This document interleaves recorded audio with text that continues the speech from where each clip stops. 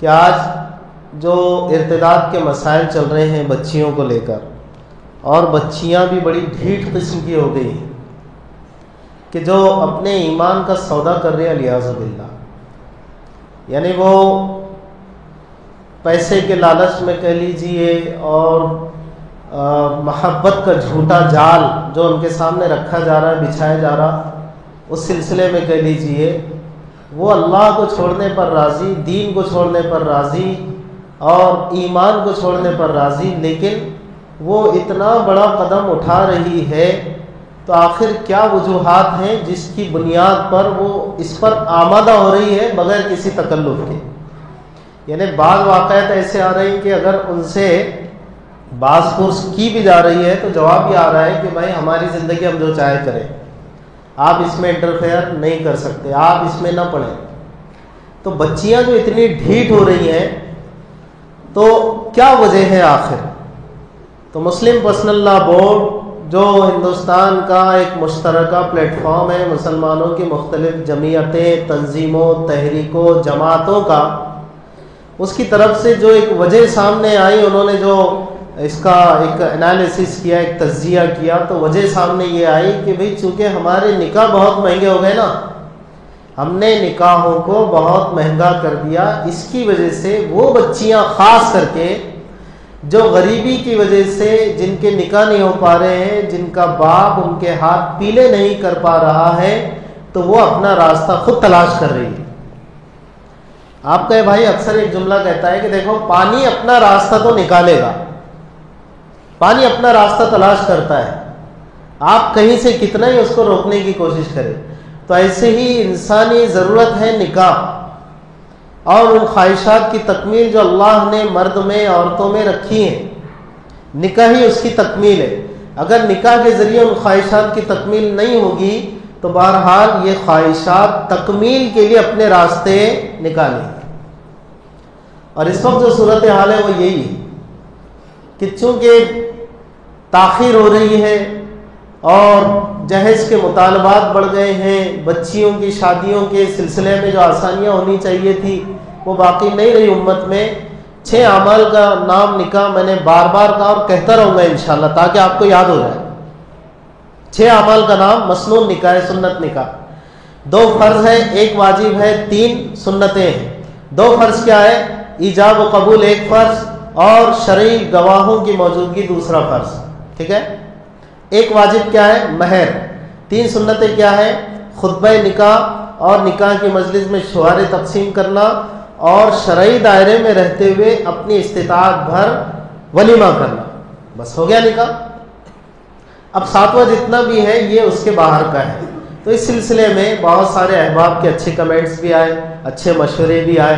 بعض لوگوں نے یہ مشورہ دیا کہ بھائی آپ نے اس بات کو تو بتا دیا کہ بھائی آج جو ارتداد کی شکار ہو رہی بچیاں، مہنگے نکاح اس کا سبب ہے، ہمارے بڑوں کی طرف سے تجزیہ ہوا اور بات بھی صحیح ہے، مانا بھی گیا ہے، لیکن ساتھ ہی ساتھ ذرا اس کا کچھ علاج بھی آپ بتا دیں۔ تو علاج تو بہت سارے اس کے ہیں جو ہمارے اختیار میں ماشاءاللہ، ہمارے قابو کے بھی، ہم کو کرنا چاہیے، لیکن ہماری ادھر توجہ نہیں ہے، توجہ ہونا چاہیے۔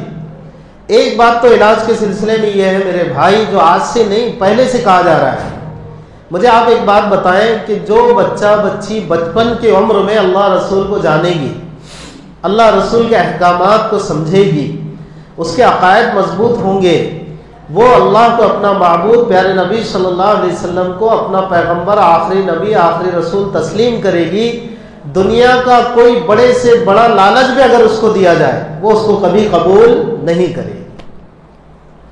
ایمان والا اپنی جان دے دے گا لیکن اللہ کو نہیں چھوڑے گا، ایمان کو نہیں چھوڑے گا۔ یہ کب؟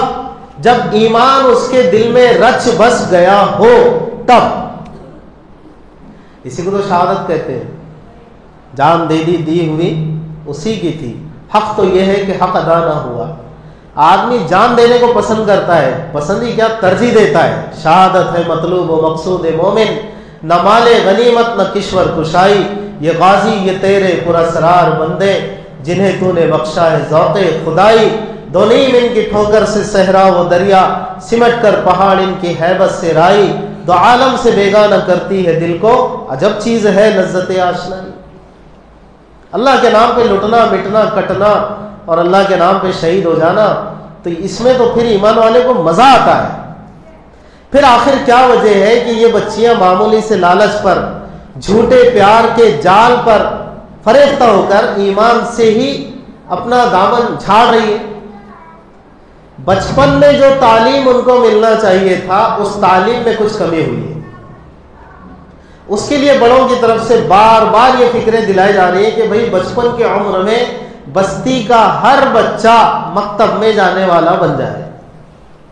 جب مکتب میں جانے والا بنے گا تو ایمان مضبوط ہوگا، اس کا عقیدہ مضبوط ہوگا، بچپن ہی کی عمر سے اللہ رسول کو جاننے والا بنے گا۔ یہ بچوں کے لیے، چھوٹوں کے لیے ایک تدبیر فرمائی۔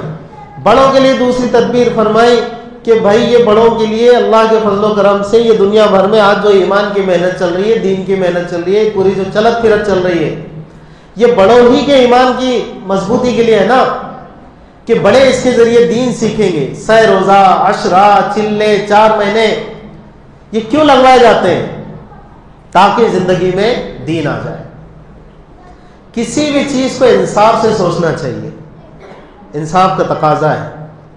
ہر چیز کو تعصب کے چشمے سے دیکھو گے تو پھر ہرا لال دکھے گا، لال ہرا دکھے گا۔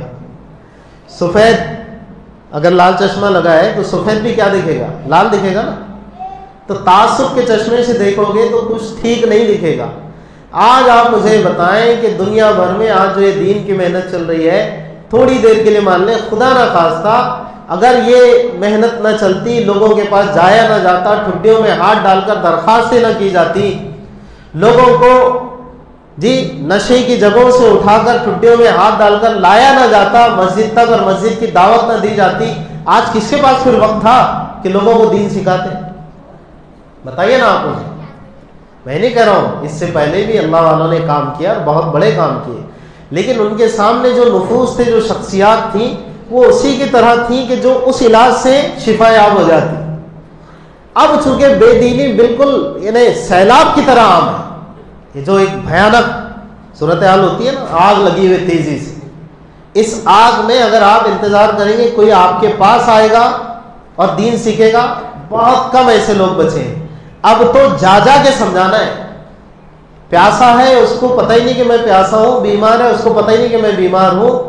اب ہماری ذمہ داری بنتی ہے کہ بھئی پیاسے کی پیاس بجھانے کے لیے، بیمار کو دوا کھلانے کے لیے اس کے در تک جاؤ، اس کے گھر تک جاؤ، ٹھڈی میں ہاتھ ڈال کے بولو بھائی بسم اللہ بول کے آ کر، اس نے آ کیا، بسم اللہ بول کے دوا ڈالو۔ یہ صورتحال چل رہی ہے کہ ڈاکٹر خود جائے مریض کے گھر۔ آگ اتنی بھیانک لگی ہوئی بے دینی کی۔ یہ اللہ والوں کی فکروں کا نتیجہ ہے آج الحمدللہ، اور اسی دین کی محنت کی جو پوری دنیا میں چلت پھرت کی برکتیں ہیں کہ آج نہ صرف یہ آپ سوچ نہیں سکتے تھے اس طبقے میں، ہجروں کے اندر بھی دین کی دعوت، کبھی سوچا تھا آپ نے؟ ان کی جماعت دنیا میں چلے گی، کبھی سوچا تھا آپ نے؟ ایک مخلص دائی دعا کے حقدار بنتے ہیں یقیناً نام لے کر، حضرت مولانا طارق جمیل صاحب دامت برکاتہم العالیہ، اللہ ان کو اچھا رکھے۔ ایک مخلص دائی کی محنت آج پوری دنیا میں ہجروں کی جماعت بھی چل رہی ہے، یہ جو مخنث ہوتے ہیں، ٹھیک ہے، ہم تو ان کو ایزی لے رہے تھے نا، سوسائٹی اور سماج نے تو ان کو ایک طرف لگا کے پھینک دیا تھا، ارے بھائی یہ تو بس ایک گیا گزرا حصہ ہے سماج کا۔ نہیں، وہ بھی تو انسان ہے، اللہ نے ان کی بھی رسپیکٹ رکھی ہے، ان میں دین کا کام کیا، انہوں نے اپنی جو حرکتیں تھیں پہلے اس سے توبہ کی، چہرے پہ داڑیاں سجائی، آج دین کا کام کر رہے ہیں، سبحان اللہ۔ طوائفوں کی بستیاں جہاں 24 گھنٹے زنا عام تھا، نعوذ باللہ، حرام کاریاں ہو رہی تھی، اللہ رسول کے حکموں کو توڑا جا رہا تھا، ان بستیوں میں جا کر اس مخلص دائی نے محنت کی، اسی کام کی برکت سے نا، اس مخلص دائی نے محنت کی اور محنت کر کے ان کو توبہ اللہ کرائی۔ وہ بستیاں جہاں حرام کاریاں ہوتی تھی آج دین کے مرکز بنے ہوئے ہیں، اللہ رسول کا گہوارہ بنے ہوئے، ان کی تعلیمات کا گہوارہ بنے ہوئے ہیں، وہاں پر آج قال اللہ قال رسول کی صدائیں بلند ہو